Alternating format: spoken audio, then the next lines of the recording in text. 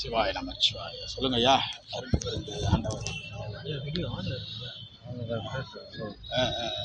பெருவழி பெருவழின்றது எல்லாமே பெருவழி தான். பெருவழிக்கான நீங்கள் விளக்கம் கேட்டால் தானே.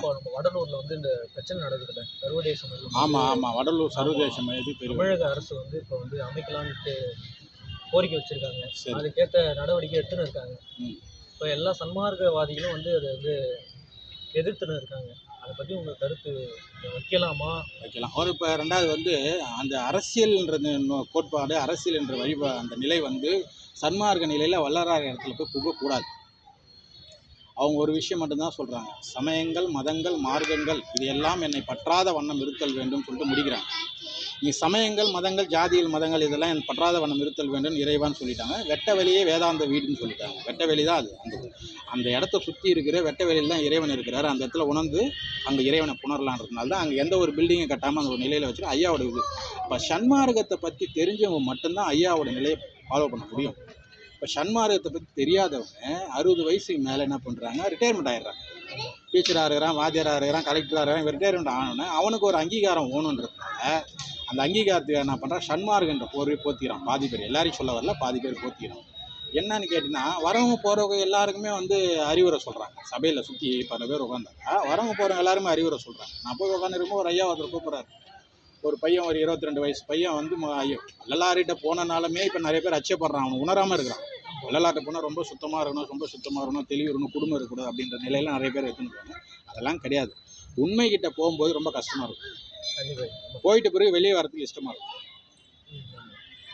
புரியுதா? நம்ம போயிட்டு வெளியே வரலாம். உள்ளே போகிற வரைக்கும் தான் நம்மளுக்கு வந்து கஷ்டமாக இருக்கும். ஐயா கிட்ட போயிட்டுன்னு வச்சுங்க, போயிட்டு அப்போ போகலாம், சொந்த வீடு ஆகிடும். அந்த மாதிரி அந்த இடத்துல அந்த மாதிரி ஒரு நிலை இருக்குன்னா, உண்மையான சன்மார்க்கத்தை சேர்ந்தவங்க, உண்மையான நிலையில் ஐயாவோட நிலையை அந்த நிலையில் போகிறவங்க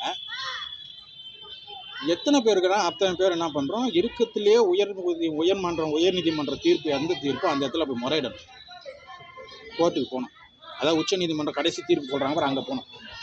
அங்கே போயிட்டு இந்த இடத்துல வெட்ட வெளி வந்து எல்லாமே வரட்டும்.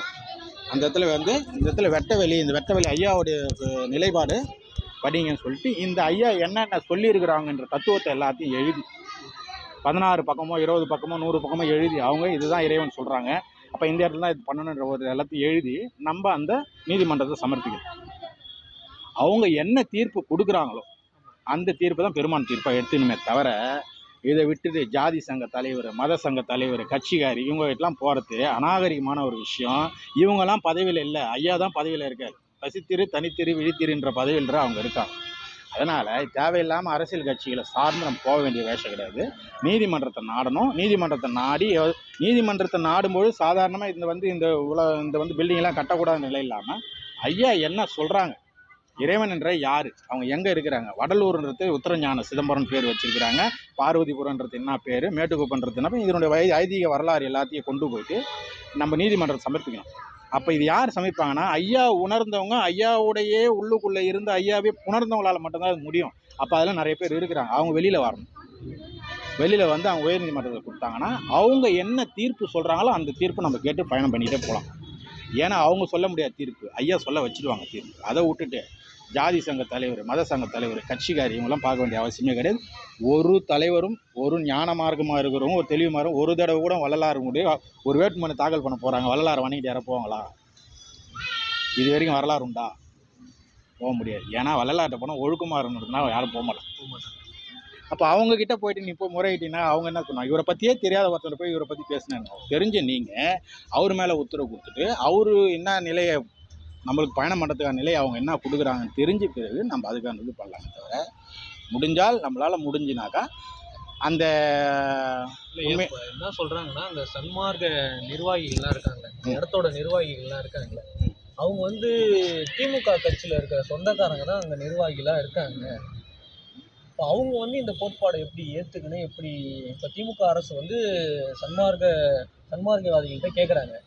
இப்போ அந்த சன்மார்க்கவாதிகள் யார்? திமுக காரங்க தான். அவங்களுக்கு அந்த கோட்பாடு, அந்த பக்தி நம்ம பேச வேண்டியதுப்பா. அந்த மண்டபத்துக்கு முன்னாடி அந்த மண்டபத்தை வந்து திமுக பேராசிரியர் தான் கட்டி கொடுத்தாரு சொன்னாங்க.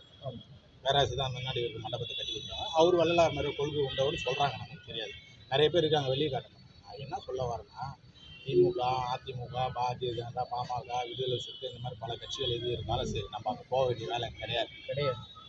சன்மார்க்கமும் சமய மார்க்கமும் அவங்களுக்கு விளங்குதா விளங்கலைன்னு நமக்கு தெரியாது. நமக்கு விளங்கிட்ட பிறகு நம்ம போக வேண்டியது நீதிமன்றம் மட்டும். நீதிமன்றம் மட்டும்தான். திருவருட்பாவை மறுவறுப்பான்னு சொல்லிட்டு வழக்கு போட்டு ஐயாவை நீதிமன்றத்தையே கொண்டு போகிறாங்க. வள்ளல் பெருமான வரலாறு இருக்குது. வரலாறு. அவர் மேலே பிராது ஊர்த்தோடனே வள்ளல் பெருமானை வந்தோடனே எழுந்து நின்று கும்பிட்றாங்க. ஆமா, ஆமா. அங்கே இருக்கிற வெள்ளக்காரனை அந்த இதில் இருக்கிற நீதிபதி என்ன பண்ணுறாங்க, பிராது ஊர்த்தனீங்களே அவர் கும்பிட்றா அவர் உத்தம தானே அப்படின்னு சொல்லிட்டு அவர் பக்கமான தீர்ப்பு தான் கொடுக்குறாங்க. அப்பயே அது நடக்கும்போது இப்போ நடக்காது. கண்டிப்பா நடக்குது. அப்போ இந்த நிலையை நம்ம ஃபாலோ பண்ணணும். கண்டிப்பா. கட்சிகள் சமயங்கள், மதங்கள், மார்க்கங்கள் இதையெல்லாம் பற்றாத வண்ணம் இருத்தல் வேண்டும். சன்மார்க்கம் என்னானே முதல்ல நிலையை புரிஞ்சுக்கின்னு தான் அதனை இப்போ சொல்லுவாங்க. சன்மார்க்கன்றா என்னான்னு கேட்டீங்கன்னாக்கா, எதுவுமே இல்லாமல் எல்லாத்தோட சேர்ந்து இருப்பதான் சன்மார்க்கம். பற்றற்று இருப்பது. பற்றற்று அவனை பற்றி கொண்டு சொல்கிறாங்களே அதுதான் சன்மார்க்கம். அப்போ சன்மார்க்கத்தை என்ன பண்ணிடுறாங்கன்னு கேட்டால் சமய மார்க்கத்தோட புகுத்திடுறாங்க. சமய மார்க்கத்தோட புகுத்தும்